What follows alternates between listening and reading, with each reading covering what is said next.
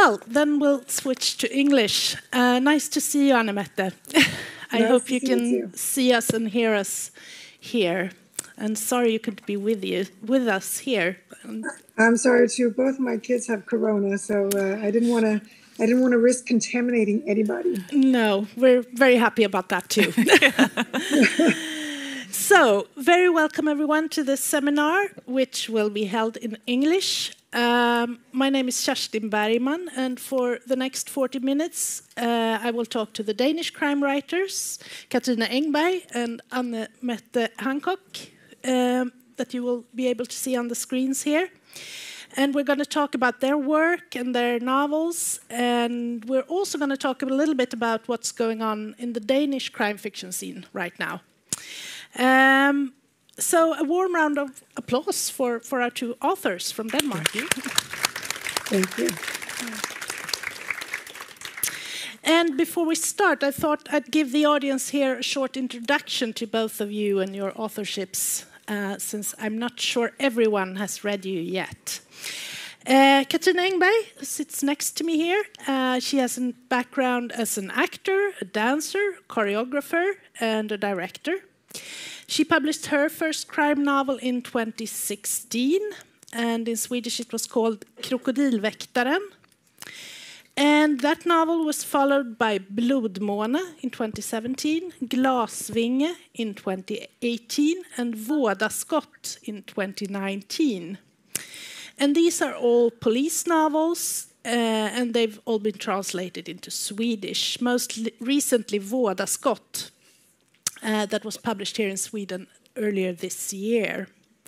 And in Denmark, you also have a fifth novel out called Isola, that we hope we will see here soon too.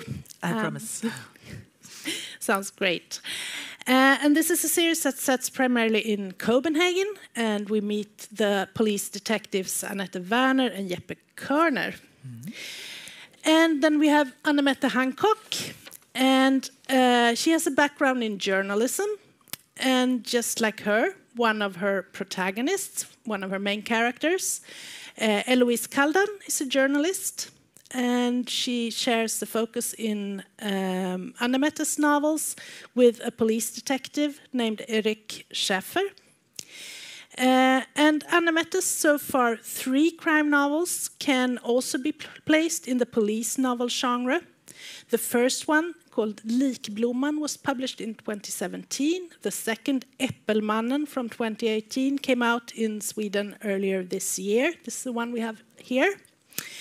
And it is actually nominated by the Swedish Academy of Crime Fiction as one of the best 5 foreign crime novels published in Sweden this year. And in Denmark, you have also a third book out in the series called Pitbull, that was published last year in Denmark, that we hopefully will see here soon too. You will. So, the two of you seem to have a lot in common, and it turns out that before either of you started your crime writing careers, you actually published a book together already in 2012, and it was called, and pardon my bad Danish pronunciation here, Klapp I häst, Indrømmelser fra det perfekte liv. Can you tell us what kind of book that was, and how your relationship started? It sounds so sweet when you say it, Klapp I häst. in Danish, it would be Klapp I häst. It was okay. Klapp I häst. I like your pronunciation a lot better. Well, actually, this book was it's an exchange of letters. It's a certain genre. I don't even know what it's called in English, but it's a current correspondence Brevroman. book. Brevroman, exactly. And it was. It's not a literary milestone, perhaps, but for us, it is, because it was a beginning of a friendship. We actually did not know each other that well when we started writing the book, and we corresponded for a year and built a friendship. But we also built our authorships upon this book. So even though it was a correspondence, we actually both evolved as crime writers because of this book. So we owe a lot to it. But Anna-Mette, how did it all start? Why did you start writing these letters, and how did you decide to make it a book? Well, it was actually Katrine's idea. We didn't know each other, but our kids went to the same preschool. Not preschool. What do you call it? It's not kindergarten. It's a vuggestue. Yeah, even before daycare. Yeah, daycare. When they're very small. When Katrine's son was a year old and my daughter was 2, we met at this daycare center, and we kind of just fell in love with each other from afar. But we were both busy with, jobs and family and kids and stuff. So we didn't have time to really invest that much time in a new relationship, or at least that much physical time in it. So one day Katrine wrote me a letter or an email saying, I'm kind of crushing on you. Do you want to see if we could be friends? Do you want to write each other? And I was like, I feel the same way. Let's do this. And then for a year, as Katrine said, we wrote each other. I think like every week, one would send a letter to the other. And at the end of that year, we were like best friends without ever having really spoken on the phone together or really having had dinner together or anything. It was just, she had become my most confidential friend. So, yeah. So and those most confidential things you published. Yes. Which is, we've questioned that decision since. Was that smart? I'm not sure. But I think, it was in many ways like, ripping off the bandaid. It wasn't, being a writer was not an ambition that we had ever set out loud, neither of us. It was just something, lying in the corner of our conscience. And I think writing this book together made us aware of the fact that we loved writing respectively and wanted to pursue it. So it was in many ways a great project. But yes, I think it sold 250 copies or something. And something to that effect. Most of them were to our family. Yeah. But it was also our first introduction to publishing, the publishing world. So we came to the same, like we came into the world holding each other's hand, getting introduced to the whole mechanism of this is your editor, this is your PR team. Not that it did a whole hell of a lot for the book, so it was we walked through that door together for the first time. Yeah, and then after a few years in 2016 for you and 2017 for you, Anna-Mette, you published your first crime novels. How did you move from this getting to know a friend letters to crime? Why crime? But actually, it's so funny because, again, I think it was part of our hidden ambition or unspoken ambition for both of us. So it was something that was lying in the back of our minds, but we hadn't realized, either of us. I grew up with crime fiction. It was a big thing in my family. My mother always read Dorothy Sayers and Georges Simenon, and so I grew up with these books, and I always loved crime fiction. When I was a little older myself, I crushed on a British crime writer called Ruth Rendell. As a teenager, I read all her books. I still have them. I still read them. So I've always had a great love for the genre.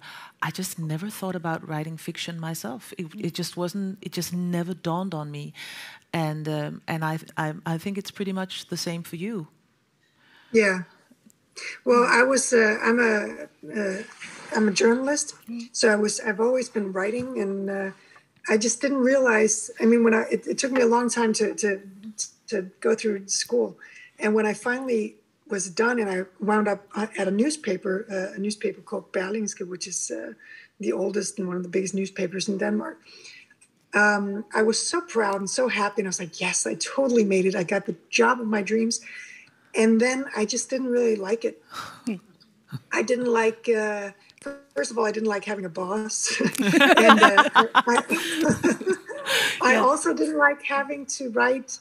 I found the whole staying to the, limit, having to write the truth and nothing but the truth, so help you God, it seems so limited. And I wanted to embellish and make it more colorful and exciting. Oh, sorry, my daughter is trying to FaceTime me. Okay. Yes. Yeah, lying is much more fun. Yeah. Yeah. And so I remember back in 2010, I was at this newspaper, and very quickly the editors, they pulled me aside, and they were like, we don't want you to do the news, because the news stories had to be like really short and concise and always very matter-of-factly. We want you to do the interviews, the larger stories, because that's where your skills are best. And so they put me in this lifestyle section, and they said, well, you can interview anybody you like. Who do you want to interview? And I knew that they meant it had to be somebody with a lifestyle angle, like a designer or like the cultural minister of something. And but I just heard they said you can talk to anybody you want. And so I said, I want to go interview the chief medical examiner in Copenhagen. Because all I could think about was, now I have this press card. So I can go through the doors that are usually locked for everybody else, and I can go down to like the rooms with the sheets and the feet that and the little toe tags and stuff like that, and get to see where they do the autopsies. Yeah. And so I convinced the newspaper to have, instead of a lifestyle section, that one week we'd call it the death style section. And so I did this huge interview with the chief medical examiner, and I just knew there's something here. I want to do more of this. But actually, even earlier than that, I mean, we've discovered, both of us, that this goes back to our childhood. Actually, I found my first crime novel, which I wrote when I was in the 3rd grade. I was like 10 or 11 years old, and I wrote like a little crime novel with illustrations. It's really, really bad, but I did it. And I remember when you went to Florida as an exchange student, you had like 2 courses. What were they? Well, I had 3 courses. One was criminal justice, and one was laws of evidence, and then one called English Composition 1, which was an essay writing. There you go. So perfect preparation for becoming a crime writer. Yeah, so actually it's almost a wonder that it took us so many years to realize that we wanted to be crime writers, both of us, because it was always there. Yeah. Yeah, and you also both choose to write police novels. That's a genre that has been very popular in the Nordic countries, but in Denmark, for example, it's been also very popular to write international thrillers. So why the police novel? Well, for one, I have a great love for police work. I just find it basically just super interesting. Now that I've written 5 books and I've researched a lot, and I've gone with police men to work, I found out that our version of police work is a little more exciting than the real. But generally, I just like the dynamics of a good investigative duo. For instance, Ruth Rendell, that I mentioned before, she has the greatest duo, Inspector Wexford and Inspector Burden, an older man and a younger man on the countryside in England, and they're just brilliant. I just love this dynamics, and also quite practically, it's a little difficult to write about murder and violence and have your main protagonist be a hairdresser. Like, why does it keep happening to the hairdresser? It's a little easier to have a police man, as a protagonist. But it also requires a different type of research. We might get into that. It does, yeah. You and Mette, even though you write police novels, but one of your main characters, as I said, is a journalist. This Eloise Kaldan. Is she in some way your kind of alter ego, or was it her job you were dreaming about before you actually started to practice being a journalist? Or no, I think it's more. I have Eloise Kaldan, and then I have the homicide detective Eric Schaefer, and I think they're both in some ways alter egos of mine. But he is more so actually than her. Physically, she might resemble me, and she lives in my apartment and has my job. But personality-wise, I feel more of a kindred spirit to Schaefer. So I just thought they were a good match. And as Katrine said, you have to have some sort of, at least if you're writing a series, a crime series, you have to have some sort of police work. I don't consider my books to be particularly police-oriented, but there has to be some kind of detective or investigative angle. Otherwise, how are you going to know what the forensics evidence say and stuff like that? Yeah. So what would you say, they complement and contrast each other, I would say, Eloise and Derek Schaefer. What would you say are the main qualities that they each bring to the table as detectives? Well, I think she has a skepticism that's always suitable in people, or cynical. She's sort of cynical, and I appreciate that in a person to some degree. And he's very warm and very fair, without being a pushover in any way. I mean, in my opinion, he's a real man, and she's a real woman, and I like that combination. You also work with a man and a woman, but they're both police detectives. What would you say are their main qualities, respectively, as detective characters? Well, the two, Jeppe Kørner and Annette Werner, are opposites, but I've tried to play a little with the gender roles. So Jeppe Kørner, in my book, the male detective, is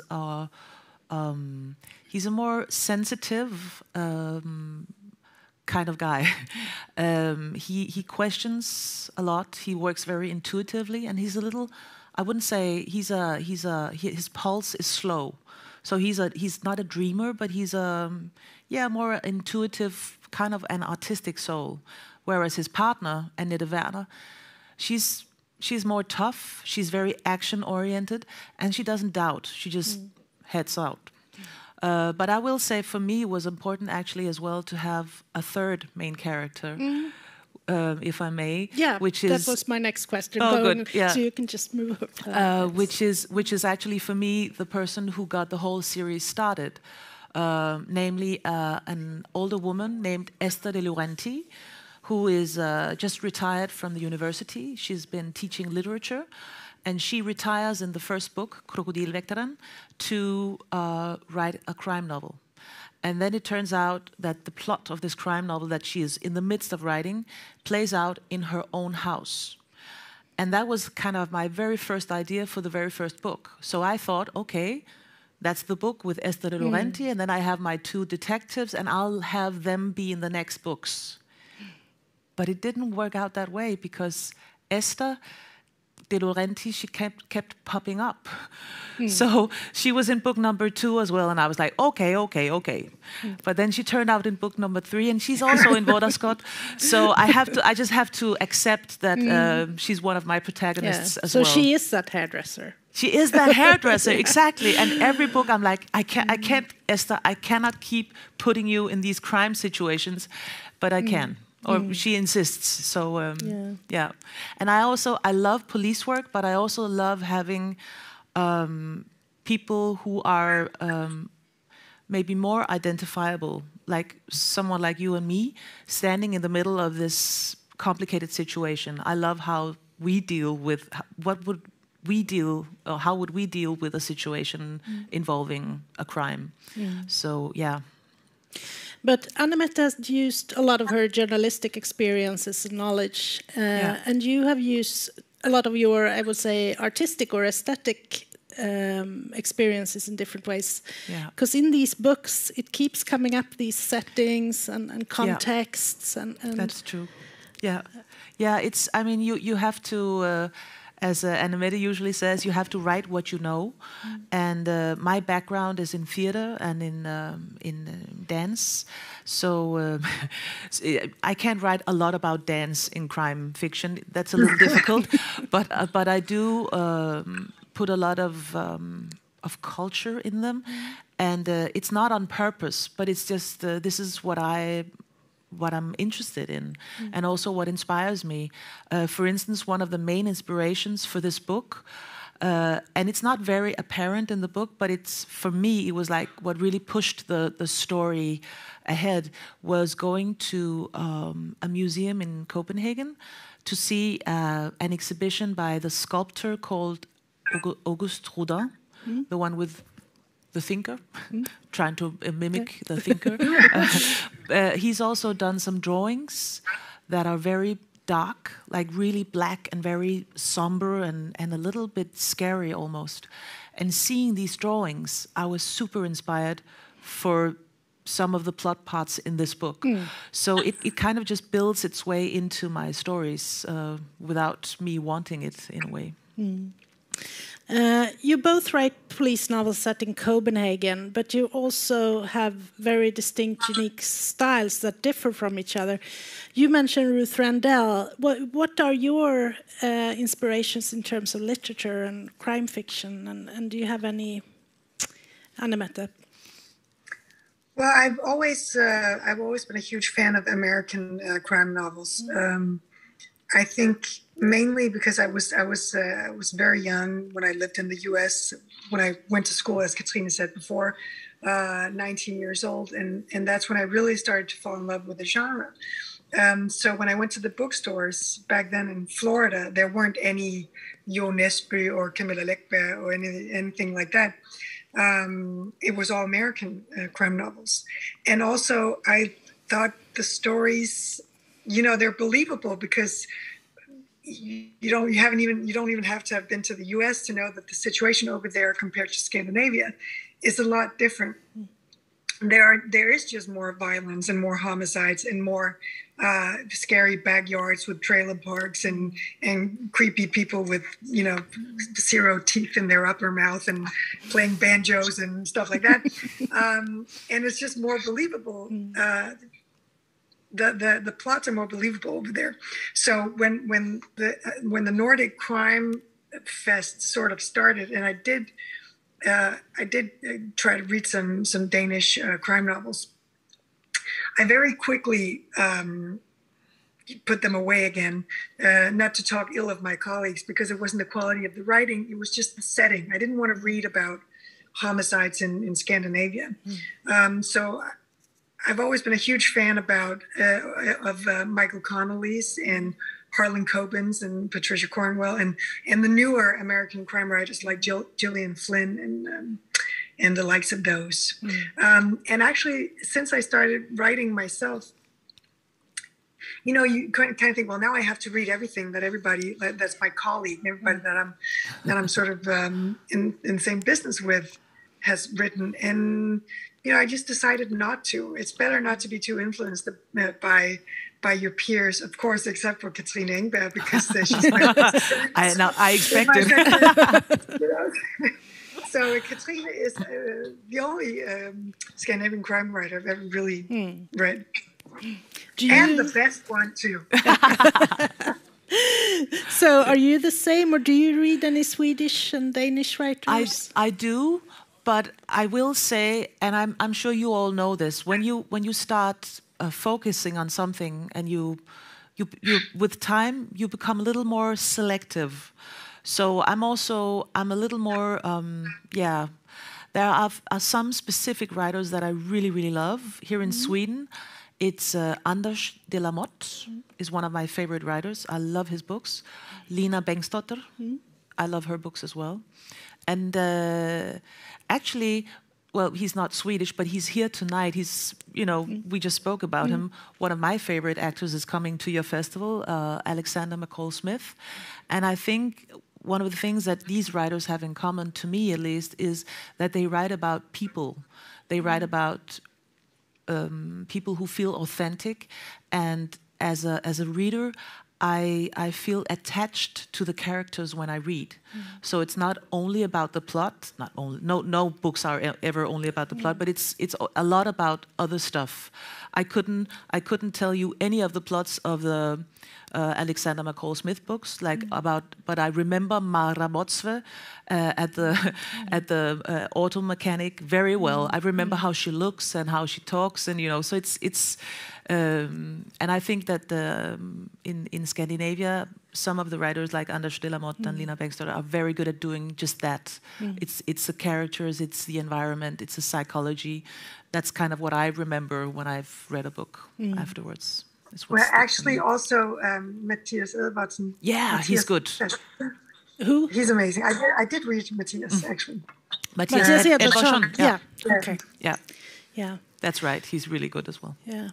So apart from reading, where do you both normally find the kind of fundamental ideas for your novels, or the starting points, or? I think even though we write very differently, I think we function on the inspiration end of things very similarly. You correct me if I'm wrong, but I have a sense that we kind of we're both inspired by art and and also just by everyday little stories that you hear in the news, where you think to yourself, huh? What was that? That was weird. And it's not like you take the whole story, but there's this little section of it that's spooky or that's weird. And then you kind of take that little bit and then something else from maybe an art exhibition. And then I go a lot about in Copenhagen, and I find places, buildings. Copenhagen is full of old, weird places. And I kind of get inspiration from them as well. And then I kind of weave these little pusselbitter together, and then it evolves into a plot. And I have the feeling you work in a similar way. Yeah. Well, it's exactly the same thing.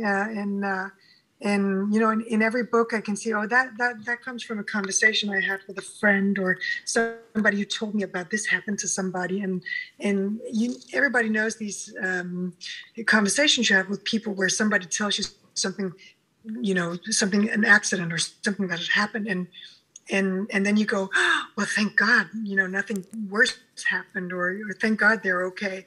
And then I sometimes think, well, what if they're not? What if it turned out not so okay? And then I try to embellish, but it's also very much this piece of art or this sort of psychological phenomenon or this reference to something from the medieval or the Middle Ages. So like Katrine says, it's a quilt woven of many different pieces. The main stories in both Vådaskott and Äppelmannen are about young boys who disappear.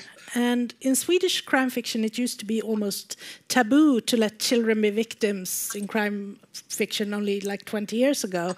But then it has become more and more common, so now it's very common. Has there been a similar development in Denmark, or what is it like there? Where are these taboos? I think we have fewer taboos in Denmark than you have in Sweden. That's my impression. Okay. Like some Danish crime novels are like, I read 3 pages and I'm like, whoa, no thank you. Whereas I think here in Sweden you're a little more, I don't know, I would almost say sophisticated and also not so. It doesn't, well, with some exceptions, it doesn't have to be so gory and violent and but actually to me it's been a taboo as well. I thought I would never write anything about children, and I will say the boy in my book is 15. I couldn't make him younger. I have a son who's 12. I was like, ugh. But in the same way, it's important to when you write about something that is meant to be exciting and frightening, even you have to go as a writer where you are scared as well, to what frightens you. And if you always write within your comfort zone, it doesn't get that interesting or thrilling. So to me, this book was a way of going where I'm most scared. This is as a parent, There's nothing worse than, thinking about something happening to your child. So without elaborating on, I would never write about abuse of a child or, hurting a child or a dog, but I will try to go where I'm frightened because I have to. It's my job. Would you like to add anything? Yes, I think the taboo of what you can and cannot write these days, for me, is much more linked up to. It's not the murders per se. It's not necessarily what kind of crime can you introduce the readers to. You can write about all sorts of different ways of murdering somebody, whether it's a child or an adult. But you can't call a fat lady fat anymore. You can't put racist words into the mouth of a racist. You can't have your main character in too many details wonder aloud, about transgender people, anything like that. For me, that's a very, very big. Well, actually, I think it's a huge problem for authors in general, because one thing is what you can write if you're the narrator. If you're the one saying the words. But Katrine and I, we both have books coming out, or books that are out in the US right now. And that's a completely different climate as opposed to Denmark or Sweden or Germany or wherever. The readers are really flagging these words. And I think it's a problem that I hope that in years to come, the newspapers and the cultural journalists and the authors are going to be able to talk about a little bit, because we can't just have books filled with characters that only say and think and do the right thing. No. For instance, I had an American reader be very, very upset that the antagonist in my first book, who's the bad guy. I mean, he's a very, very bad guy. He kills people, he hurts children, he does all these kind of things. And then he refers to my homicide detective. He's married to, I want to say black woman. I don't know if you can say that anymore, but a woman from the Caribbean who's dark skinned. And this character in the book, he comes with these racial slurs. And they were upset with that, and I think that's a problem, because how else would I depict a racist, evil man without being actually, so for me that's the biggest taboo, and I'm going to be on the cover of every newspaper tomorrow saying she was in an interview with Sweden and she said that. Yeah. No, I don't think that's going to happen here. But thank you for elaborating on that, because I think that is actually a huge topic. Yeah, it is. Yeah. I hinted that there were a lot of international thrillers coming out of Denmark. But what other kind of trends do you see in Danish crime fiction? Even if you don't read that much Danish crime fiction, you're in that context and talk to people and. Well, I think what is happening in Denmark at the moment is quite exciting, because I think that Danish crime writers for many years have tried to copy-paste Sweden. Because, you're the masters. The best deckare in Scandinavia comes from Sweden, so we'll just do what they're doing. And I think that we are trying to find our own voice and our own style, which is really interesting. I'm not sure how it's going to turn out yet, but I have a feeling that even though we share many similarities, we do have a little of there are some differences in our humor and in our, in our way of life that transpires in our books as well. So it's kind of interesting to see how it's going to turn out. So what trends do you see, Anna-Mette? Well, I don't necessarily see any trends, because I think well, as I said before, I haven't really read that many Scandinavian books, but I have read a few chapters of a lot of books, and I think they differ as much as anybody. I don't think you can compare two Danish writers per se, and say there are too many similarities. I will say, sorry. But there are always trends. You can always see which kind of titles are the bestseller titles in the U.S., and then all of a sudden there'll be 10 titles looking like that. And The Girl Who and the yeah. I think one of the things that just dawned on me is I think Danish crime readers are having higher and higher standards. So I think one thing that is happening in Denmark, which is a good thing, is that they make more demands on their crime fiction. They want the language to be a lot better. They want it just to be basically better written, more original. Whereas 10 years ago, they had 3 authors to choose between, so they were like, I'll have one of each. It's not like that anymore. There are a lot more Danish crime writers. They can go to Swedish crime writers, Norwegian. Everything is being translated at the moment. So the selection for the readers is much broader, which means that we have to, really stand on our toes and make a huge effort to lift the quality, and I think that's happening in Denmark as well. It happened many years ago in Sweden, so you're way ahead of us, but we're catching up slowly, I think. But in Denmark also right now, or for the past couple of years, there's a huge sort of war going on in the publishing world. So many different new publishing houses have popped up, and they all know that it's kind of the crime fiction that pays the bills, so to speak. So crime writers are very much in demand, and there's a lot of competition. The publishing houses in between, right? Yes, definitely. Yeah. Absolutely. At the moment, I think in Sweden too, right? Yeah. Lots of new publishing houses. So for a while it was like, so do you want to write a crime novel? Yeah. Okay. Done. But it's. I think it's slowly coming to an end, which is good. We try to have at least one Danish crime writer here every year. We've had Lone Tales here, we've had Anne Riel, we have Jesper Stein. Are there any other Danish writers you would specifically like to recommend to us?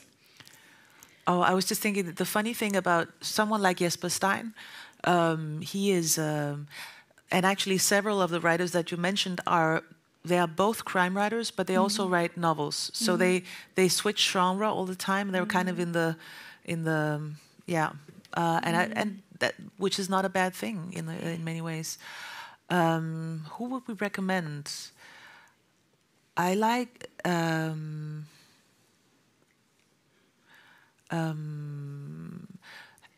Sissel Jogasang, I would almost say.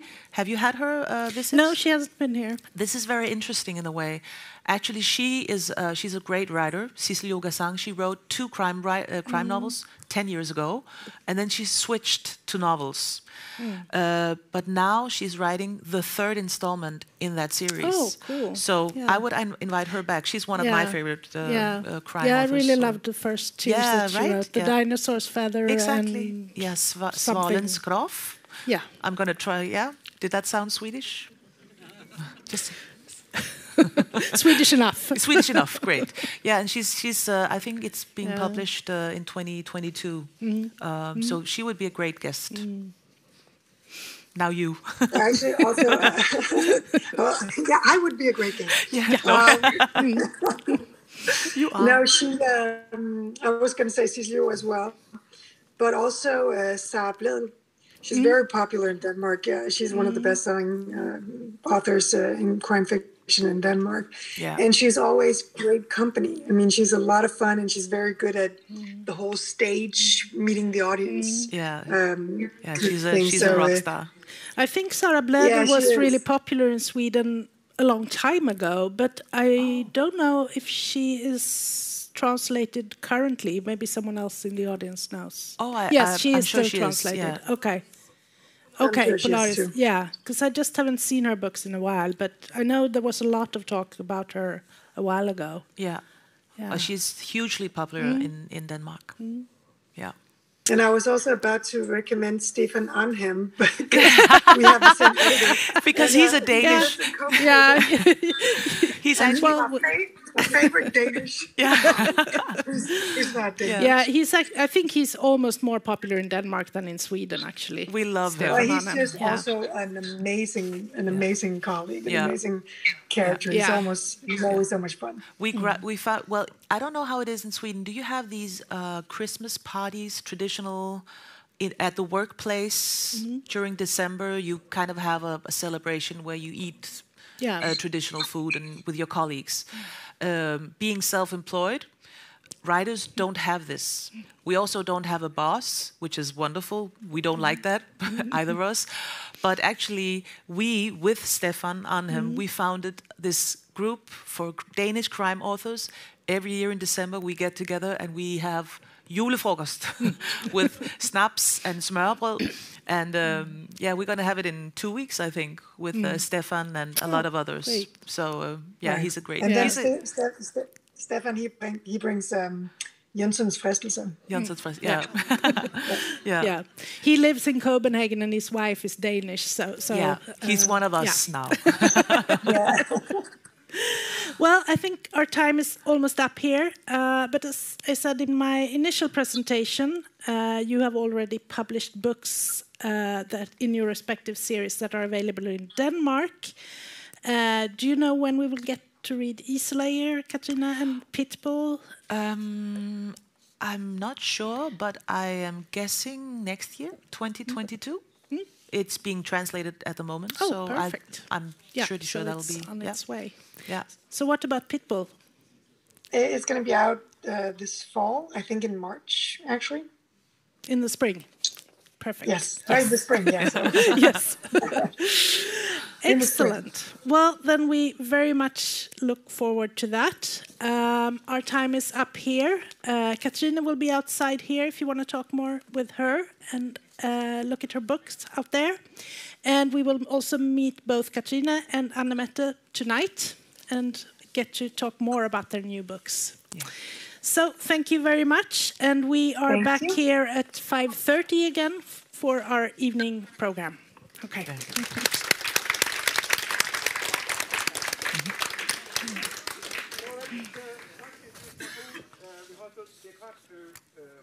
Paus, det är ju så gott att